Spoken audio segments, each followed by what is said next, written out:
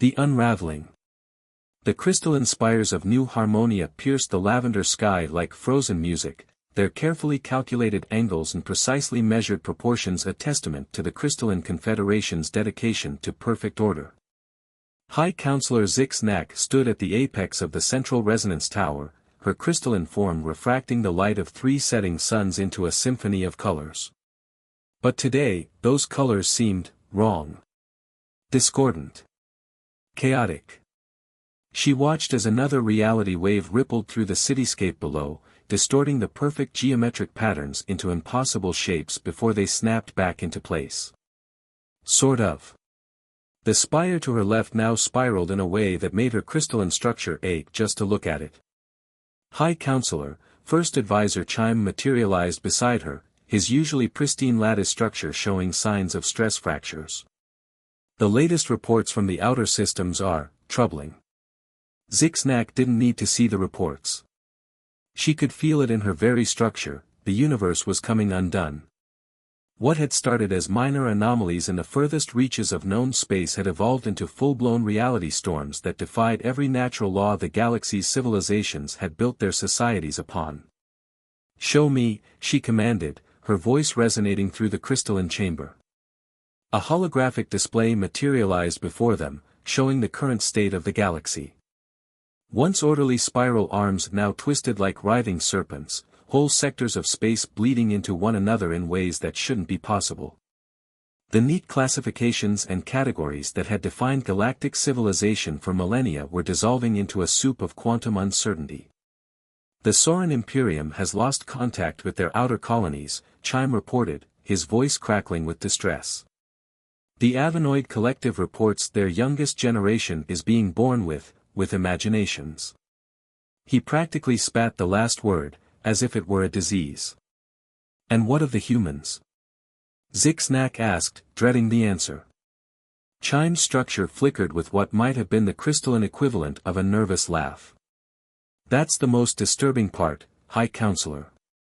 They appear to be thriving. The display shifted to show the Sol system and its surrounding sectors. While chaos reigned throughout the galaxy, a bubble of relative stability surrounded Earth and its colonies. But it wasn't the rigid, mathematical stability that the Crystalline Confederation prized. It was something else, a dynamic equilibrium that somehow made sense of the nonsense. "Impossible," Zix-Nak whispered, even as she watched human ships navigate the reality storms with impossible ease, their vessels seeming to bend and flex with the chaos rather than fighting against it. "The human ambassador requests an audience," Chime added, his tone suggesting he'd rather crack his own crystal matrix than deal with the unpredictable species. Before Zix-Nak could respond, the very fabric of reality rippled again. This time, the wave was stronger, and she watched in horror as the perfect crystalline structures of New Harmonia began to melt and flow like liquid glass. Citizens in the streets below began experiencing unprecedented emotional responses, their usually orderly thought patterns dissolving into chaos.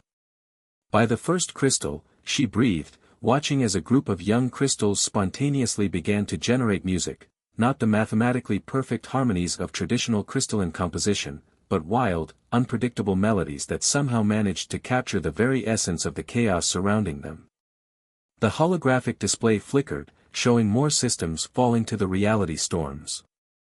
The quantum harmonizers that had maintained order throughout civilized space for millennia were failing one by one. The neat, predictable universe that the galaxy's elder races had built their civilizations upon was crumbling. And yet, there were the humans, surfing the waves of chaos like it was the most natural thing in the universe. Their ships didn't just survive the reality storms, they seemed to draw power from them, leaving trails of temporary stability in their wake. Their colonies weren't just surviving, they were expanding, establishing new outposts in regions that other species had abandoned to the chaos. "High Counselor," Chime's voice had taken on an urgent tone. "The Galactic Council is convening an emergency session. All elder races are required to attend." Zix-Nak watched as another reality wave transformed a perfect geometric garden into a riot of fractal patterns that shouldn't exist in three-dimensional space. The carefully cultivated crystal flowers had evolved into impossible shapes that bloomed with colors that had no names in any known language. The worst part? Some of her citizens were beginning to find it beautiful. "Very well," she said, her voice resonating with the weight of her decision. "Prepare my transport. And arrange for the human ambassador to attend as well." Chime's structure vibrated with shock. "High Counselor, surely you don't mean to involve them in council matters? They're barely out of their gravity wells." "Look around you, First Advisor," Zixnack gestured to the transforming cityscape below. "The universe we knew is ending. Perhaps it's time we learn from those who seem to understand this new one." As if to emphasize her point, a group of young crystals below began to dance, not the precise, geometric patterns of traditional crystalline movement, but wild, spontaneous motions that seemed to flow with the chaos itself. And in their dance, Zixnack saw something she'd never thought possible: joy. The transport to the Galactic Council chambers would take several hours, even with their most advanced quantum drives. Hours during which more of known space would fall to the chaos. Hours during which more civilizations would face the choice between adaptation and extinction. As her transport prepared for departure, Zixnack found herself wondering about the humans. Their civilization was young, their technology crude by galactic standards.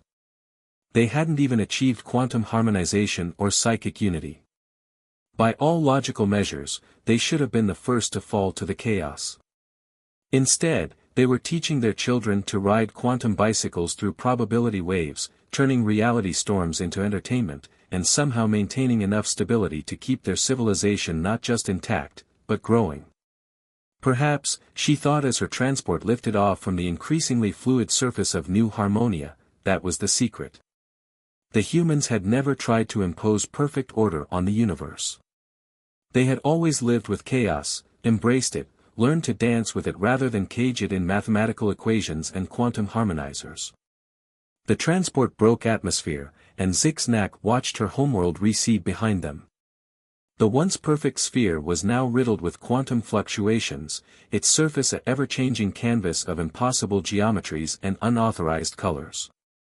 And somewhere, in the distance, human ships were dancing through the chaos, leaving trails of stable space in their wake like cosmic breadcrumbs, showing the way forward for a galaxy that had forgotten how to dance.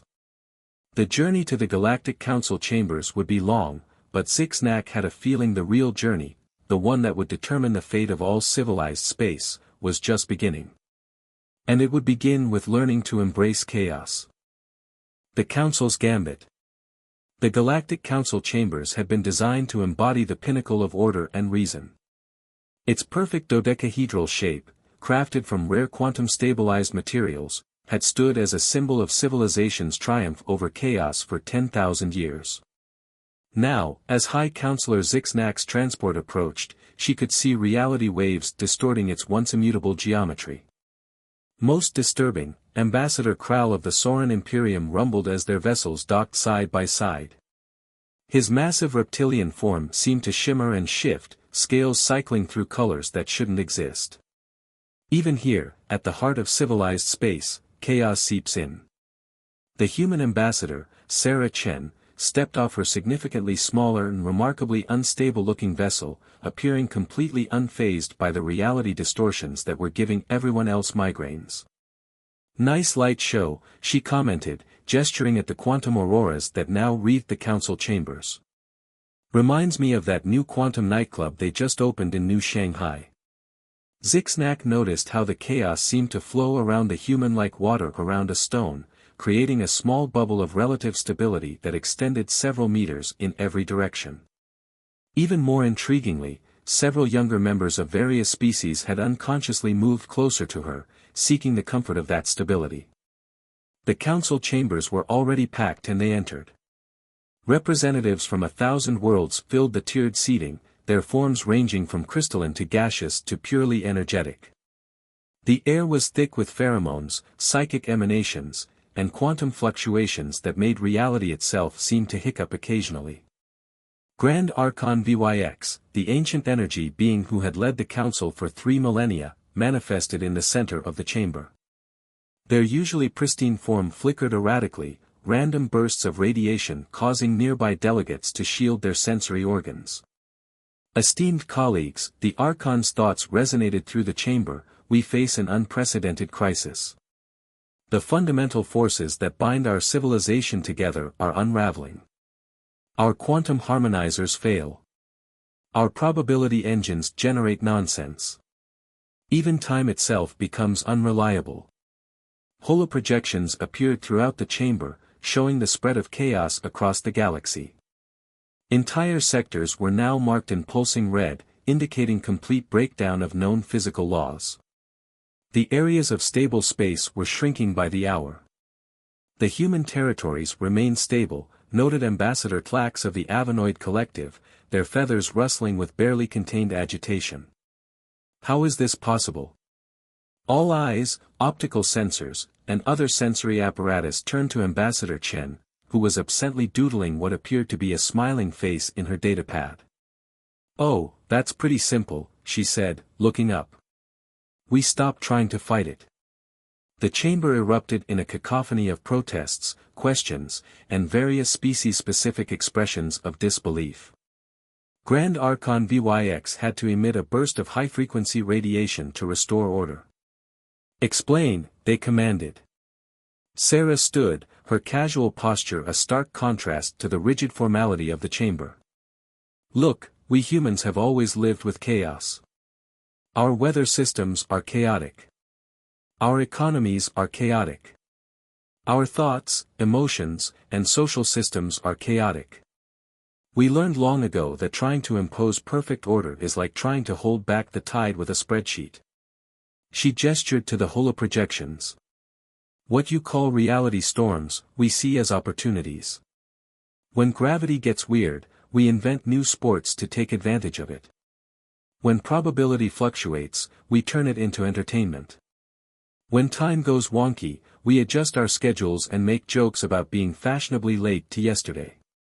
But how do you maintain stability?" asked a quantum physicist from the Silicon Consciousness, their mechanical form buzzing with confusion.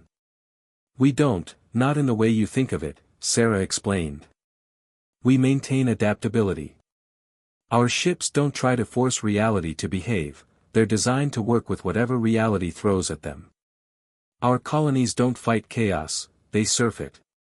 Zixnak felt her crystalline structure vibrate with a revelation. "You're saying that your species' apparent primitive nature, your inability to achieve quantum harmonization or psychic unity, is actually our greatest strength," Sarah finished with a nod. "We never got around to forcing our minds into perfect synchronization because we were too busy arguing about what toppings to put on pizza. We never achieved quantum harmonization because we were too diverse, too contradictory, too human." The chamber fell silent as the implications sank in. Millennia of technological and social development, all aimed at achieving perfect order, might have actually left the galaxy's elder races more vulnerable to chaos than the supposedly primitive humans. "This is preposterous," Ambassador Krall snarled. "You expect us to believe that the key to surviving this crisis is to embrace primitive chaos?" Sarah shrugged. "I don't expect you to believe anything. But while you're deciding whether to believe it or not, human ships are out there rescuing your colonies, establishing stability zones, and teaching people how to adapt to the new normal." As if to emphasize her point, a reality wave rippled through the chamber. Most delegates flinched or tried to shield themselves. The humans present, Sarah and her small staff, simply swayed with it, like trees in a breeze. Grand Archon VYX's form stabilized momentarily. "What do you propose, Ambassador Chen?" "A partnership," she replied. "You have the knowledge and resources of millennia. We have the ability to navigate this new chaotic reality. Together, we might be able to find a balance, not between order and chaos, but a new way of existing that incorporates both." The chamber erupted in discussion again, but this time the tone was different. Desperation was giving way to something else, not quite hope, but perhaps the beginning of adaptation. Zixnak watched as Sarah pulled out a small device and pressed a button. Music filled the air around her, wild, unpredictable human music that somehow managed to incorporate the random quantum fluctuations into its rhythm. Several younger delegates began moving to the beat, their movements unconsciously synchronizing with the chaos rather than fighting it. The first step, Sarah announced over the music, is learning to dance. And in that moment, as reality waves rippled through the ancient council chambers and the representatives of 1,000 worlds watched in varying degrees of horror and fascination, something new was born. Not the rigid order of the past, nor the pure chaos of the reality storms, but something in between, something uniquely human. The universe might be falling apart, but perhaps that wasn't the disaster everyone thought it was. Perhaps it was just making room for something new to be born. And the humans, it seemed, would be the midwives of this new reality. Learning to dance. Captain Maya Rodriguez of the United Earth vessel, Impossible Dream, watched with barely contained amusement as her crystalline passengers struggled to adapt to human-style space travel. The ship's reality surfing drive was engaged, causing the corridors to occasionally loop in on themselves and the artificial gravity to develop a sense of humor. "This is highly irregular," complained First Advisor Chime, his crystalline structure vibrating with distress as another reality wave passed through the ship. "How can you possibly navigate under these conditions?" Maya grinned, executing a perfect cartwheel down what was briefly the ceiling. "That's the secret, First Advisor, we don't navigate so much as dance with it. Speaking of which..." She tapped her comm badge. "Bridge, how about some music? Something with a good beat." Earth jazz, complete with its quantum-synchronized improvisation, filled the ship's corridors. The human crew members immediately began moving to the rhythm, their movements somehow perfectly in sync with the reality fluctuations. "You're all insane," Chime declared, but Maya noticed his crystalline structure was beginning to pulse slightly in time with the music. The Impossible Dream was leading a joint expedition into one of the most chaos-affected regions of space, the former Harmonia sectors, once the pride of the Crystalline Confederation. Their mission was to test the human approach to chaos management on a larger scale, and hopefully establish new protocols that other species could learn to follow. "Captain," called Lieutenant Sarah Wong from her station, "we're picking up a distress signal. Looks like a Soren colony ship caught in a probability storm." Maya's expression turned serious. On screen. The main viewscreen showed a massive Soren vessel trapped in a swirling vortex of competing realities. Parts of the ship existed in multiple states simultaneously, a feat that should have torn it apart, yet somehow wasn't. "Interesting," mused Dr. James Chen, the ship's chief scientist and resident chaos theorist. "The probability storm is actually preserving the ship by keeping it in quantum superposition. The moment it collapses into a single state. Then we better make sure it collapses into the right one," Maya concluded. "All hands, prepare for reality surfing. Dr. Chen, I want probability calculations yesterday, or tomorrow, whatever works better." The human crew sprang into action with practiced ease, their movements flowing like a well-choreographed dance. The crystalline observers watched in fascination as chaos was turned into methodology. "Lieutenant Wong, get me a beat that matches the probability fluctuations of that storm," Maya ordered. "We're going to teach those Sorens how to dance." The ship's speakers began pulsing with a complex rhythm that somehow captured the mathematical pattern of the chaos itself.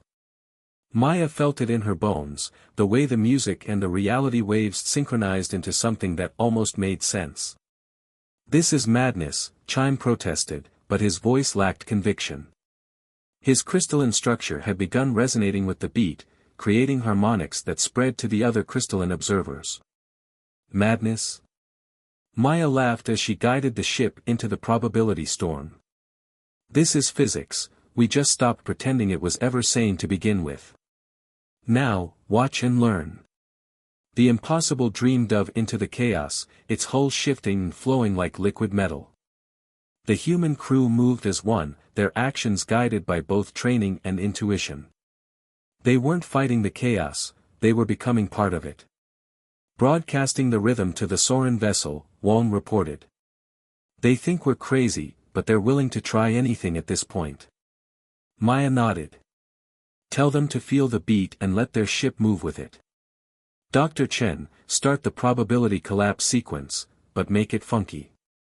What followed was perhaps the strangest rescue operation in galactic history. The impossible dream danced through the probability storm, its movements creating patterns that the Soren vessel could follow.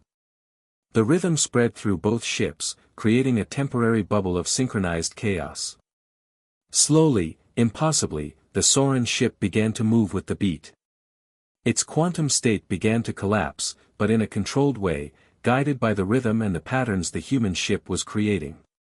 It's working, Dr. Chen announced, his voice filled with scientific glee. They're surfing the probability waves. The quantum superposition is collapsing into a sick dance move. Maya finished with a grin as the Soren vessel executed what could only be described as a cosmic pirouette. The crystalline observers had fallen silent, their structures now fully resonating with the rhythm. Some had even begun to generate their own harmonics, adding layers to the complex mathematical music that was guiding both ships through the chaos. Hours later, both vessels emerged from the probability storm, the Soren ship intact and its crew forever changed. Maya received a transmission from their captain, a traditionally stoic reptilian who was now sporting what appeared to be a makeshift disco ball in their command center. We never knew, the Soren captain said, their scales shifting through impossible colors in time with a beat they could still feel. All these millennia, we thought we had to fight it, to control it. But you humans, you showed us how to dance with it. Maya exchanged looks with First Advisor Chime, who had finally stopped complaining about the irregularity of it all. His crystalline structure was still pulsing with the rhythm, creating patterns that would have been considered heretical in the Crystalline Confederation just days ago. This changes everything, Chime said softly. Our entire approach to physics, to society, to existence itself. That's not necessarily a bad thing, Maya replied, watching as her crew began teaching some of the crystalline observers basic dance steps. Sometimes you need to break a few laws of physics to make the universe a better place. The impossible dream set course for their next mission, its wake leaving a trail of synchronized chaos that other ships could follow. Behind them, the rescued Soren vessel had begun broadcasting its own rhythm, teaching others how to dance with the chaos rather than fear it. And in the ship's observation lounge, crystalline beings who had never known anything but perfect order were learning to snap their fingers, or equivalent appendages, to a jazz beat, while probability waves painted impossible colors across the stars. The universe might be changing, but maybe that was exactly what it needed to do. And humanity, with its embracement of chaos and its ability to find patterns in madness, was turning out to be the perfect dance instructor for a cosmos learning to boogie. The Resistance. The quantum sanctuary, hidden deep within the remnants of the silicon consciousness's territory, hummed with the last functioning quantum harmonizers in the galaxy. Here, a coalition of traditionalists from various species had gathered, united in their resistance against what they saw as the infection of chaos spreading across civilized space. Arch-Constructor Pi-01, their crystalline structure reinforced with quantum-stabilized alloys, addressed the assembled representatives. This madness must end. The humans aren't saving our civilization, they're destroying everything we've built over millennia of careful progress. Holoprojections showed scenes from across the galaxy, Soren battle cruisers performing barrel rolls through reality storms, crystalline beings spontaneously generating music, even the once rigid Avanoid collective engaging in what they called quantum interpretative dance.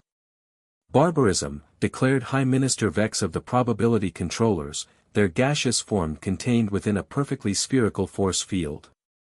They're reducing us to their level, making a mockery of our achievements. But their discussion was interrupted by an alert from their sensor arrays. The chaos was approaching their sanctuary, and this time, it was different. Organized. Purposeful.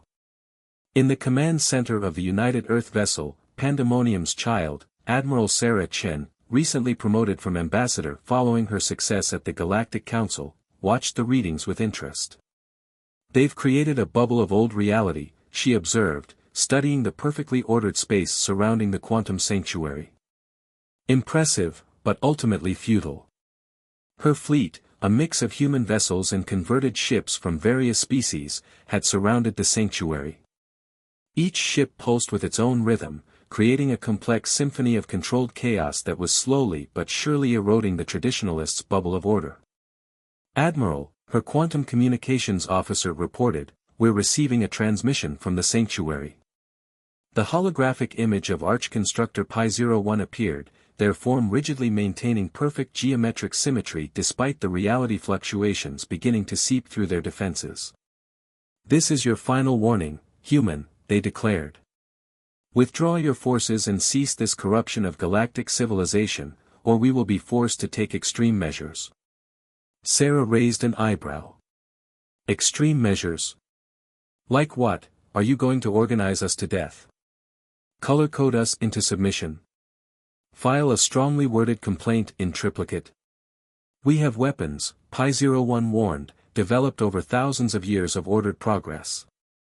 "And we have chaos," Sarah replied calmly.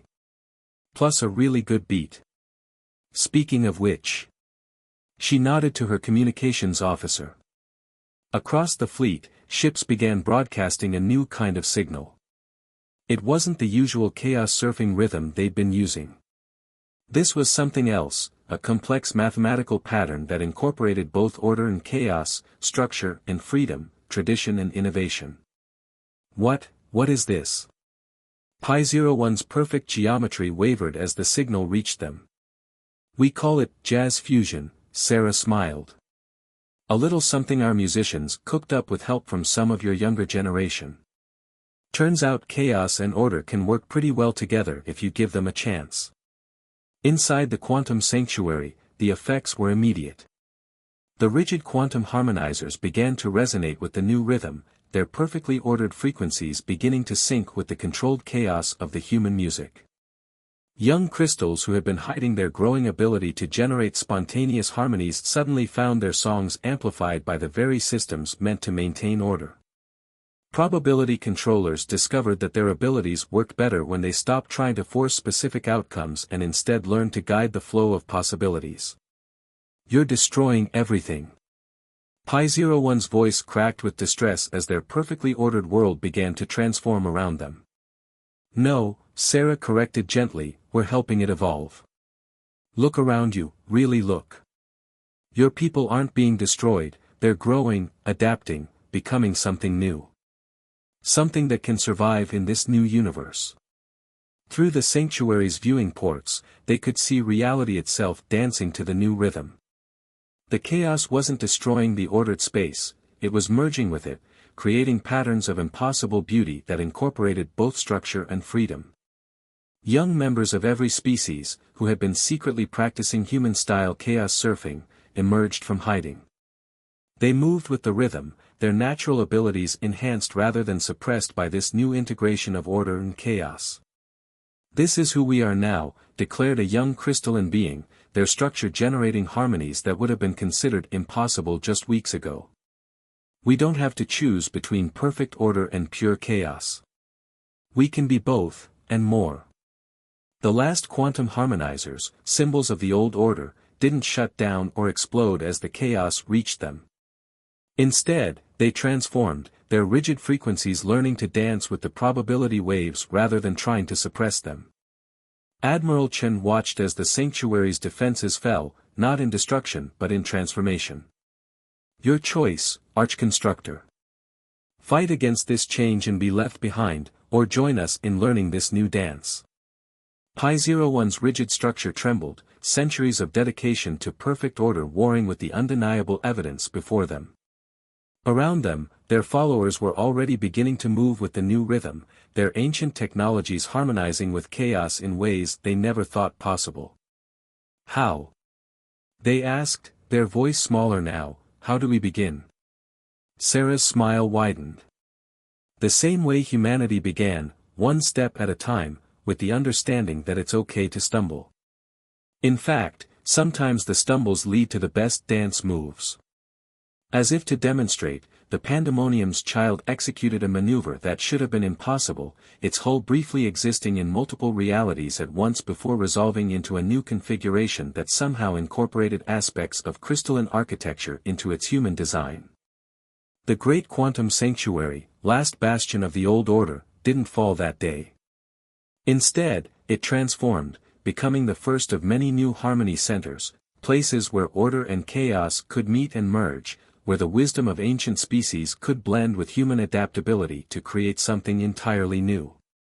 And in the space around it, ships of all species danced through reality storms, each adding their own voice to the grand symphony of a universe learning to embrace both its ordered and chaotic nature. The resistance hadn't been defeated, it had been transformed. And in that transformation lay the seeds of a new kind of civilization, one that could not only survive in a chaotic universe but thrive in it. The New Dance. 1 year after the transformation of the quantum sanctuary, the galaxy had become almost unrecognizable, and yet, somehow more itself than ever before. The Great Harmonious Conference was being held in a space that existed simultaneously in multiple realities, a feat of engineering that combined ancient quantum technology with human chaos surfing techniques. High Counselor Zix-Nak, her crystalline structure now flowing with patterns that would have been impossible in the old reality, addressed the assembled representatives of the new galactic civilization. Around her, the conference chamber shifted and flowed, its architecture adapting moment by moment to the needs and emotions of its occupants. A year ago, she began, her voice resonating through harmonics that carried both order and chaos. We thought our civilization was ending. In a way, it was, but what we've discovered is that endings are just transformations in disguise. The chamber's holographic displays showed scenes from across the galaxy. The silicon consciousness had evolved into the Silicon Symphony, their mechanical minds now capable of generating spontaneous quantum art while maintaining their computational precision. The Soren Imperium had transformed their military fleet into what they called the Chaos Ballet, their ships performing maneuvers that defied traditional physics while maintaining perfect tactical efficiency. The humans, Zix-Nak continued, nodding to Admiral Sarah Chen, who was currently floating upside down in her seat because gravity had decided to be creative, taught us that chaos and order are not opposites to be fought over, but partners in an eternal dance. And once we learn to dance. She gestured to the younger members of various species who were demonstrating the latest techniques in reality surfing. A young crystal being would generate a complex harmonic structure, which a Soren pilot would navigate through, creating patterns that an Avanoid artist would then capture in five-dimensional poetry. The result was both mathematically precise and wonderfully unpredictable. Our scientists have confirmed that the chaos storms weren't a disaster, Dr. James Chen reported, his research team's findings displayed in a format that changed depending on who was looking at it and how they preferred to process information. They were the universe's way of forcing evolution. By trying to maintain perfect order, we have been inadvertently stifling the natural development of reality itself. The displays showed the new models they developed, models that incorporated both traditional physics and what humans called the art of winging it. The mathematics was both rigorous and flexible, allowing for multiple valid solutions that could change depending on who was observing them and how they chose to interact with reality. But perhaps the most remarkable discovery, Admiral Chen added, has been the emergence of new forms of consciousness and creativity that none of us could have predicted. The chamber's attention turned to what had once been the quantum sanctuary. Now known as the Convergence Center, it had become a hub for a new kind of existence. Beings of pure mathematics danced with creatures of pure chaos, generating new forms of art, science, and philosophy that could only exist in this transformed reality. Former Arch-Constructor Pi-01, now known simply as Pi, demonstrated their latest creation, a quantum dance that simultaneously proved several complex theoretical principles while telling a deeply moving story about the nature of change. Their once rigid structure now flowed like liquid crystal, maintaining perfect mathematical ratios while expressing emotions that had no names in any known language.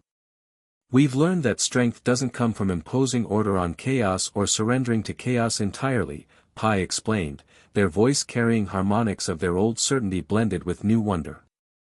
It comes from finding the rhythm that exists in both, and learning to move with it. The human contingent had grown beyond their original advisory role. Every major institution now had human chaos consultants working alongside traditional experts, helping to find the balance between structure and spontaneity. Human music, art, and dance had merged with alien mathematics and physics, creating new forms of expression that were simultaneously entertainment and scientific breakthrough. But our greatest achievement, Zixnack continued, has been learning to embrace change itself. We no longer fear the transformation of our reality, we celebrate it. As if to demonstrate, the conference chamber suddenly shifted, its walls becoming transparent to reveal the surrounding space. Reality storms that would have once been seen as catastrophes now painted the cosmos in beautiful, ever-changing patterns. Ships of all species surfed the probability waves, their crews working in harmony with the chaos rather than against it.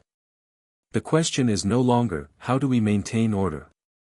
Sarah noted, finally deciding to join everyone else in their normal gravitational orientation. Now we ask, what wonderful impossibilities shall we dance with next? Young crystals generated spontaneous harmonies that the Avenoids translated into color patterns that the Sorans interpreted into movement.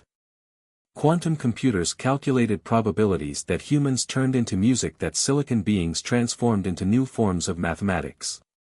Every interaction generated new possibilities, new ways of being, new dances to learn. And yet, Zixnack observed, we haven't lost who we are. The crystalline confederation still creates structures of incredible mathematical precision, we just allow them to adapt and flow. The Soran Imperium still maintains its military discipline, they just express it through quantum ballet now. The silicon consciousness still processes data with perfect accuracy, they just allow for multiple simultaneous truths.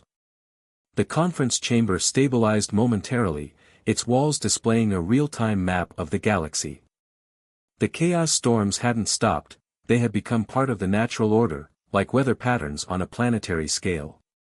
But now, instead of fighting them, civilization had learned to live with them, to use them, to dance with them. We stand at the beginning of a new age, Zixnack concluded. Not an age of order, not an age of chaos, but an age of harmony, harmony that comes not from enforcing sameness, but from learning to dance with difference. As her words resonated through the chamber, reality itself seemed to pulse with approval. The chaos storms outside the chamber swirled in patterns that matched the emotions of those within. Ships of all species moved through space in an intricate ballet that was both perfectly calculated and wonderfully spontaneous. And somewhere, in a small classroom on Earth, a young human child was teaching a young crystal being how to tap dance, while the crystal taught the human advanced quantum harmonics. Neither of them saw anything strange about this exchange, it was simply the way things were now, in a universe that had learned to embrace both its ordered and chaotic nature. The dance would continue, ever changing, ever growing, and no one could predict exactly what the next step would be. But that, everyone had finally learned, was exactly as it should be. The end.